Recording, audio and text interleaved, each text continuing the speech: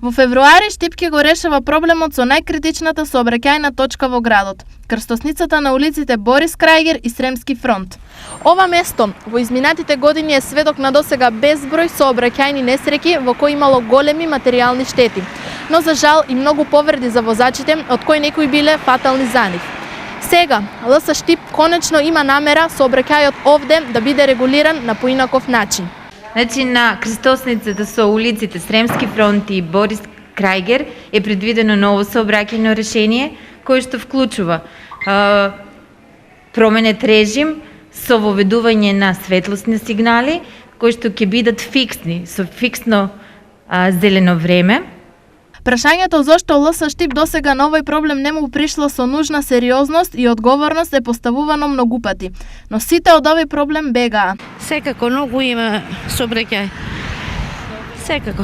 Треба си тоа да се стае на времето. Треба да има. Би требало да има семафори, меѓутоа најубаво е кружен ток да има. Па мислам дека треба. Многу е гужва. Кога си дојдеме од работа е гужва.